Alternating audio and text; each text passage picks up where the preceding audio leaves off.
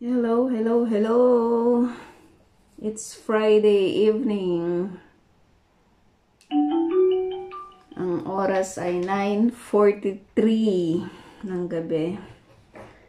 At katatapos ko lang magluto ng pagkain ni Lolo. Meron pa naman siyang isang pagkain. Pero hanggang Sabado lang. Hanggang bukas lang. Kaya nagluto na ako para may panlinggo siya. At mamaya ko na ilalagay sa lalagyan. Mainit pa. Tapos nagpapahinga lang din ako. Bago mag-shower. Ay, masakit pa rin ang aking balikat. Yan.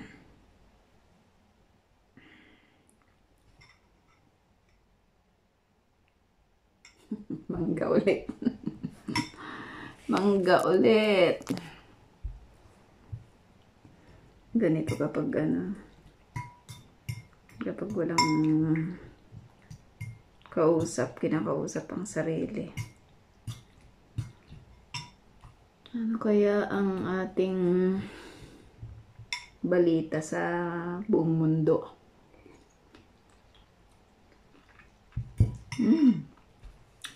Sarap talaga. Asim. Uy, ang isang galing dito na kakilala natin nagtitinda na nag-for good na ito eh. Nagtitinda na ng ukay-ukay sa Pilipinas. Ukay-ukay. Magkano naman kaya to? Dito maraming marami yung mga tinatapon na mga lumang damit. Lalong-lalo na kapag yung yung mga holidays nila, yung ganon, yung Pesak, basta yung mga holidays nila, maraming mga nagtatapon ng mga gamit, yun.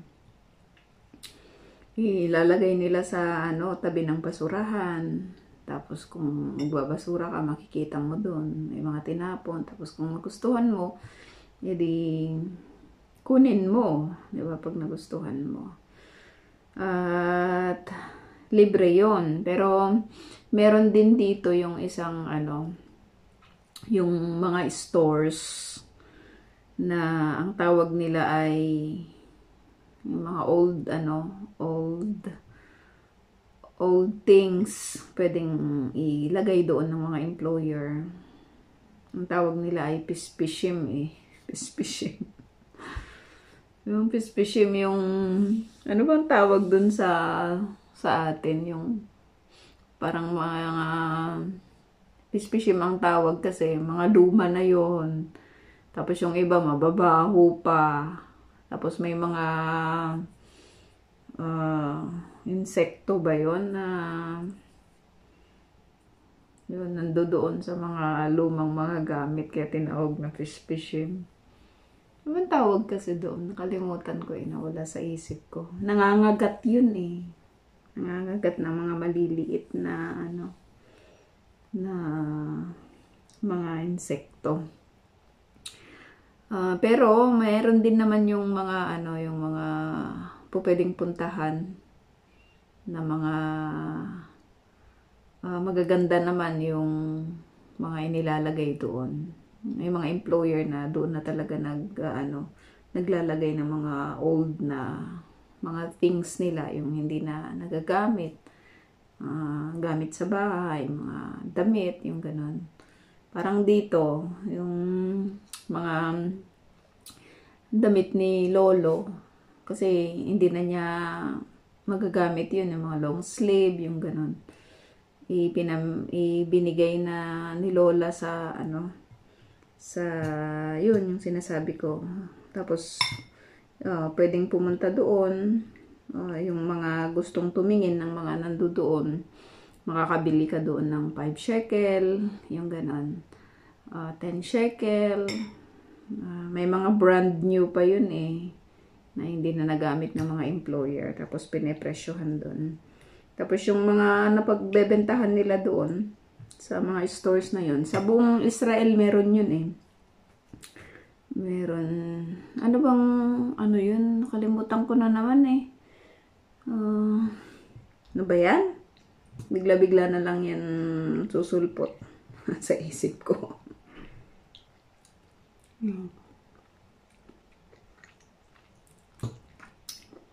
Kasi hindi mo naman alam kung sinong mga tao yung gumamit nun. Kaya, ang gagawin, ibababad yun ng mainit na tubig ng ilang beses. Babad mo sa sabon. Tapos, saka mo labhan ng ilang beses. Ganun. Nakakabili na rin ako dati doon sa mga ganun. Mga pispishim.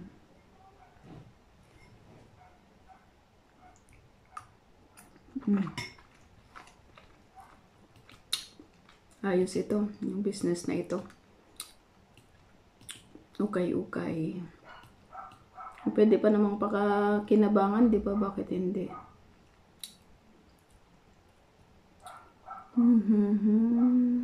Ano pang balita sa Facebook? Mga kulay-kulay ng bahay. Paano mo gagawin na mukhang malaki yung room mo. Pinturahan mo daw ng kulay puti. Kung gusto mo namang magmukhang mataas, pinturahan mo ng kulay, kulay green. Mga ganyan-ganyan. Ayos ah. Ang magulang ay magulang. Hindi ka mabubuhay sa mundo kung wala sila. Kaya kung nasaktan ka man nila o may nagawa man silang pagkakamali sa'yo, wala ka pa ding karapatan na bastusin sila. Totoo naman. Kasi ang nagmamahal sa magulang, yan yung yan yung sinasabi sa Bible na may kalakip na pagpapala eh. Magkakaroon sila ng mahabang buhay. Yan, ang mga nagmamahal sa magulang. Mabuti man sila o hindi, kailangan pa rin silang mahalin. 20 pesos per kilo. Rice tax. Reload today.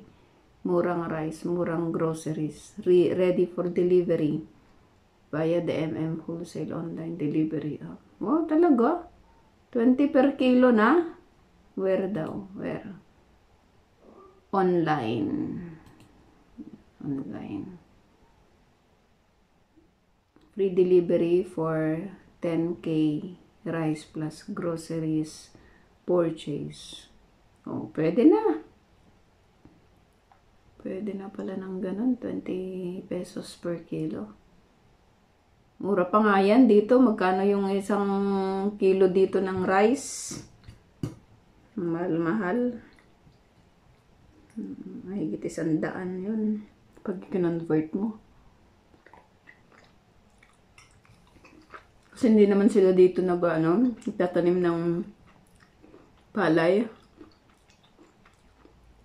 Ang tinatanim nila dito ay trigo. Kaya import lang din nila yung mga bigas. Yung iba galing ng Thailand.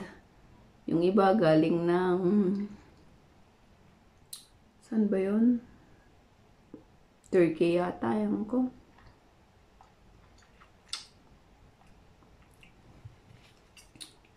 Ito maganda sana sa atin yung food sharing cart na sinasabi.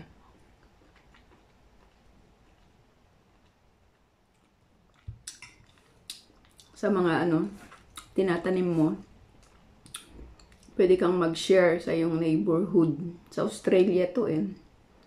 Tapos, yung iba naman mag-share din sila ng meron sa kanila. Tapos pupunta ka doon kung ano yung kailangan mo sa cart na yun ay kunin mo. Tapos maganda yun, no? Maganda sanang gawin sa mga lugar-lugar natin dyan sa Pilipinas. May sharing is caring ba?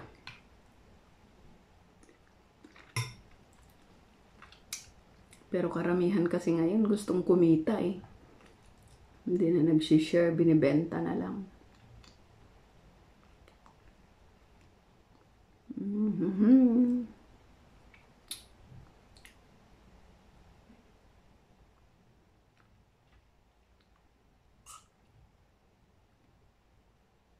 Ano ang PSA?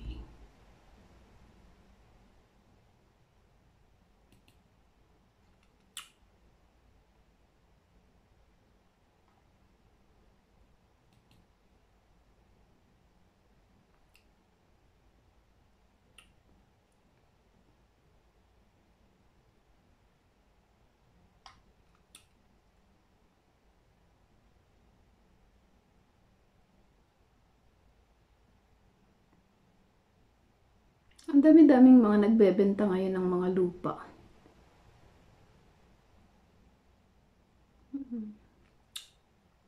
Bakit kaya?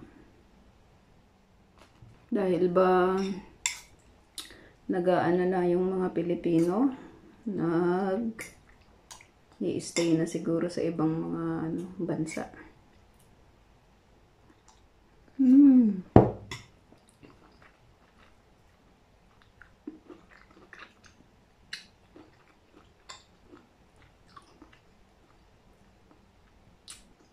Asim talaga.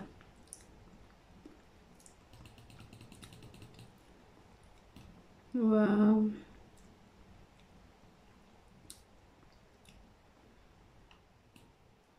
Titignan ko yung picture sa China.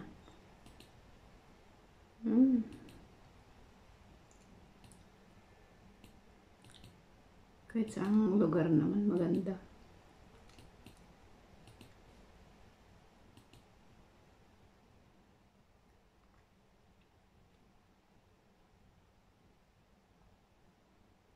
₱300 per day ang mga reliever.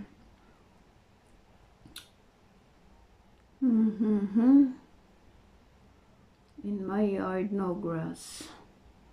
Instead, the garden tends to grow tomatoes, lettuce, carrots, and more in rich soil. Our treasures poor. Wow. Ganito ang gusto ko eh. Maraming garden.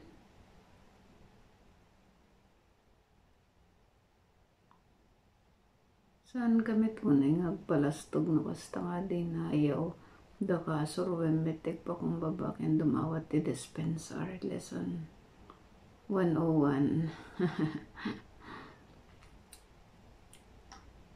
Pagpapakumbaba, importante yan sa buhay.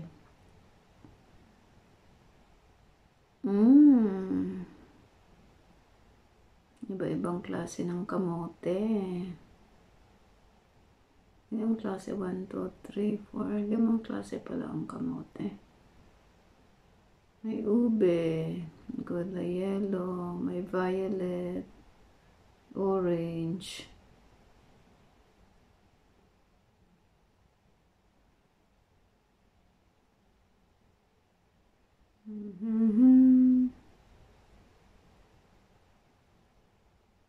Ang galing.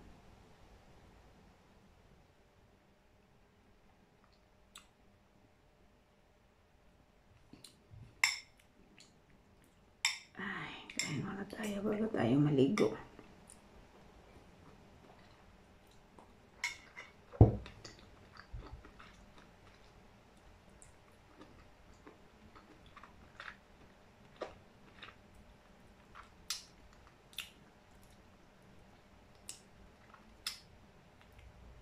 Bakit anong nangyari kay Melay Cantiveros? Meron siya, panalangin daw eh. Get well soon para ka makapag work ka na ulit. Hindi naman magnanakaw Isang kaso. Mas mainam humingi ka ng tawad. Melay kung maalala mo.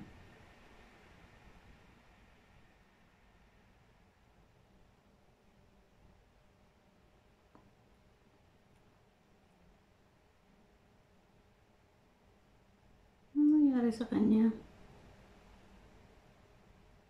Wala po siyang sakit. She's asking a prayer na makayanan niya ang napakaraming trabaho na nag-aantay sa kanya. Huwag po ibahin ang thoughts ng post niya. God bless.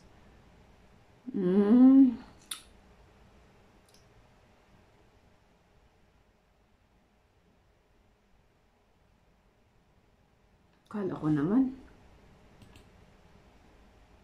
Maganda nga yan at maraming trabaho.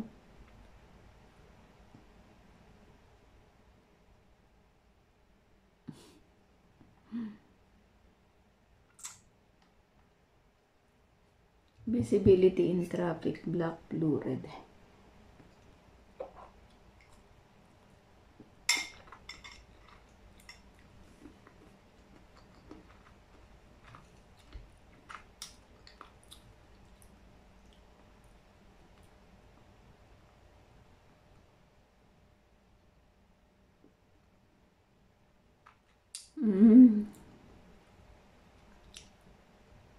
Invisible.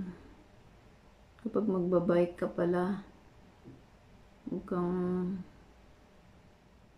magbabike ng black kasi hindi ka nila makikita. Blue, red, yellow, hindi makita. Sa gabi ito, white, hindi rin. Green ang maganda pag sa gabi. Sa araw, blue at saka red pwede.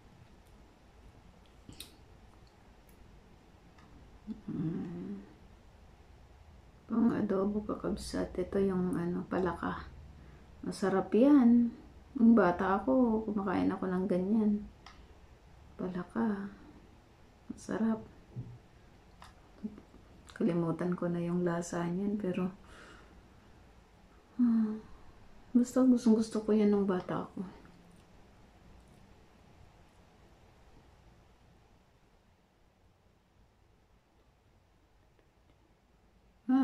The devil hates families and will do everything to try to destroy them. Fight for your family, not with your family. Ay. Paglaban mo ang iyong pamilya sa pamamagitan ng panalangin at huwag daw makipag-away sa pamilya.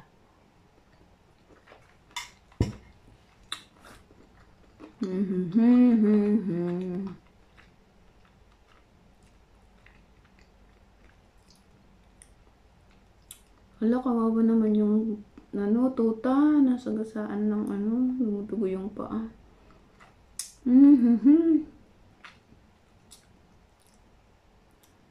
Ito. Pwede rin pala yung ganyan, yero lang ang dingding. Mainit naman pag ganyan.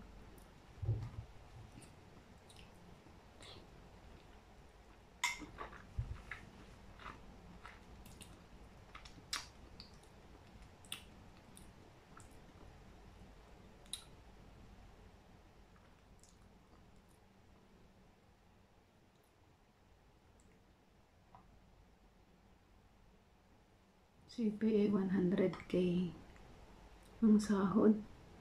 Ayos ah.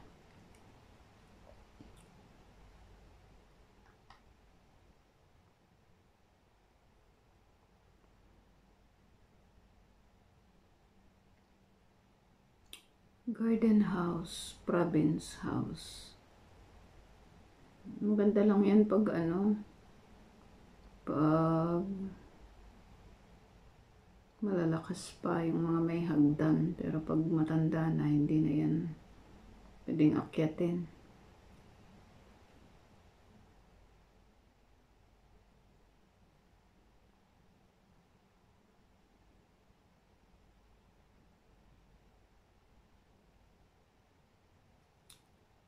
Sino daw ang kamukha ng anak ni Marian pag lumaki? Siyempre, nanay niya.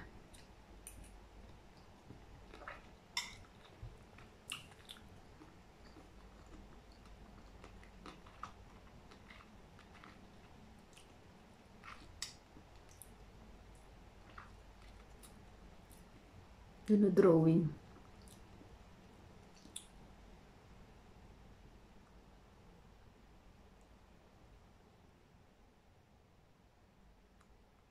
Oo, kamukha ng nanay niya. Ng babae. Siya.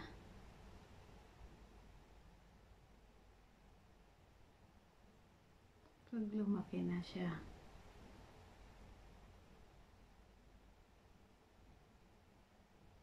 Ang galing.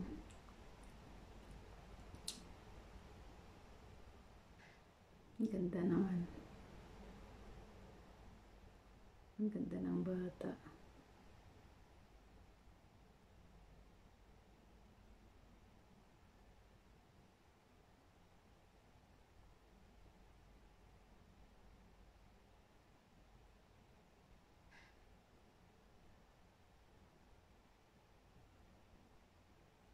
Paano ba yan? Kaya mag-drawing ng ganyan at parang ang dali-dali lang eh.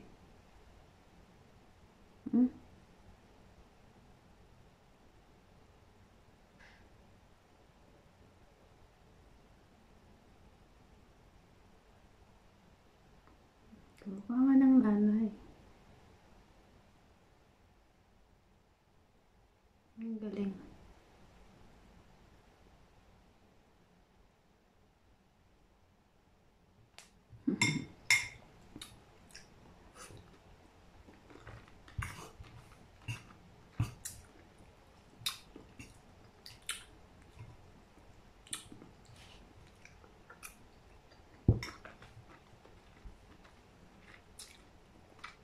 Grabe, no? Ilan lang yung na-scroll ko dito. Naka 20 minutes na ako. Hindi mo mamamalayan talaga. Kamukha nga ng nanay niya. Magandang bata.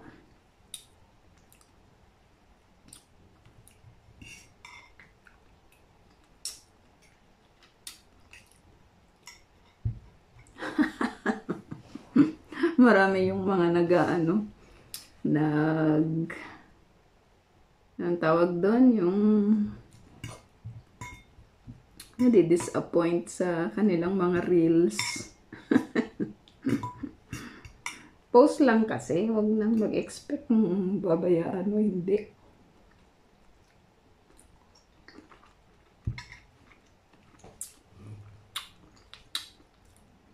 Ang importante, may mga remembrance ka. Meron kang papanoorin pag tumanda ka na. Diba? Nagpo-post din ako ng post eh. Para may papaalala si Facebook pagdating ng panahon.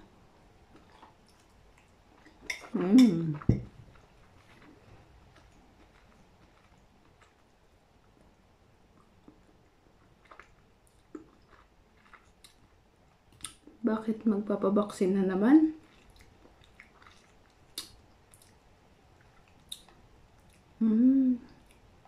Nakailang baksin na ako. 4. Nung sa corona, lahat ng baksin dito. Magpabaksin ako. If you want to get vaccinated, you have to bring appointment and hand it directly to the physician. Baka nga magpapabaksin na naman.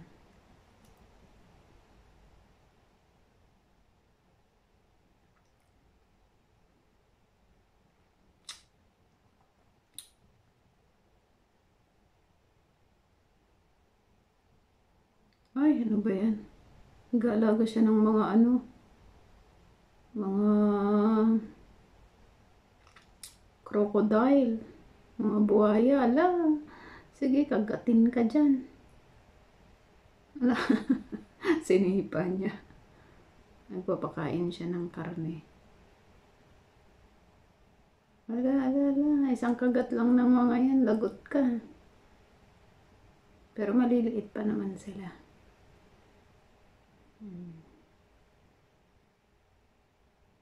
Nakabota naman siya. Masarap daw kasi ang ano niyan eh. Ang karne niyan. Umasa ako na may matitira sa sahod ko pero wala. Resibo lang natira. Ganun talaga. Kapag lumalaki yung sahod, lumalaki din yung gastos. Kapag pansinin mo kahit konti yung sahod mo, ganun din naman, ganun da lang din yung ano, yung gastos. Pag lumaki, ganun din. Lumalaki din yung gastos.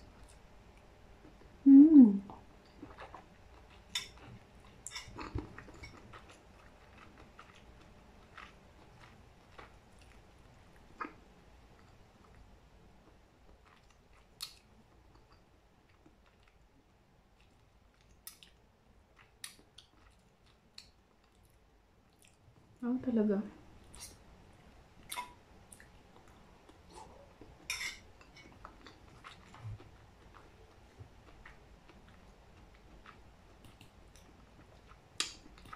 I-share ko nga ito sa bahay.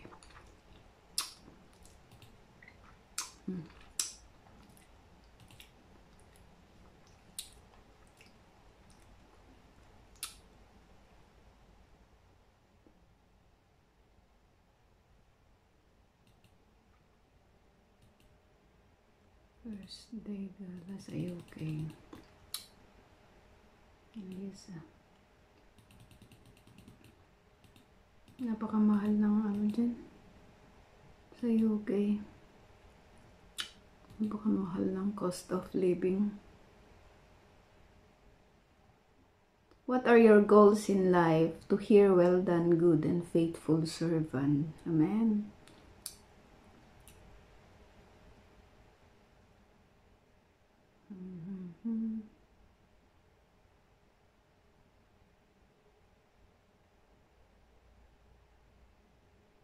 Ayoko yan. Chiropractor.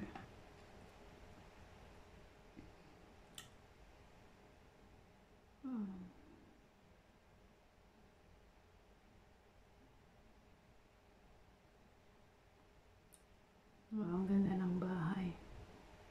Puro kahoy. Mas malamig yan eh. Mas malamig. Yung ano lang, pawid. Kasi yung yero, umiinit yun eh.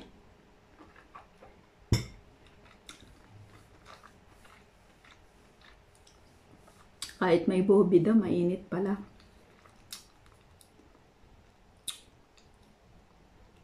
Dati, pangarap ko yan, yung magkaroon ng bahay na yung bato.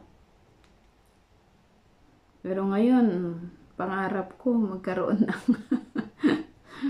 ng bahay na ano, yung pagpapahingahan ba, na made of ano, pawid.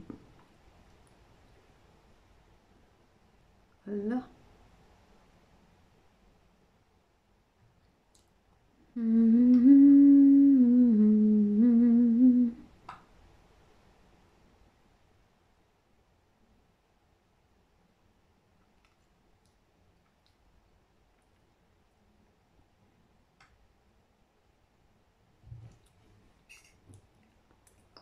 You can fly from any airport without announcing it on Facebook. Oo naman.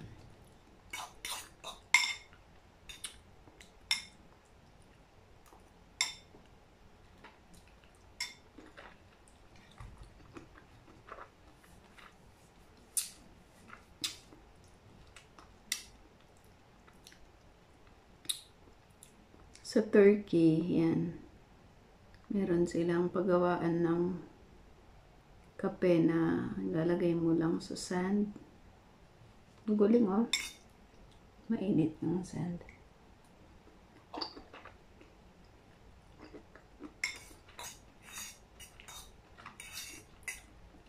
Tapos kukulo na doon. Ang galing.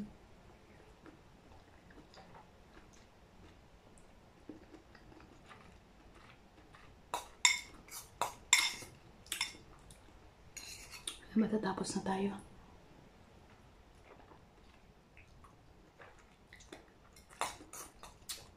Maliligo na ako. Alas 10 na.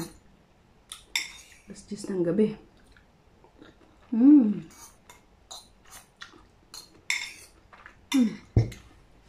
Bye-bye na. Salamat. Salamat po. Friday ngayon. Bukas ay Saturday. Bye-bye. Shabbat Shalom.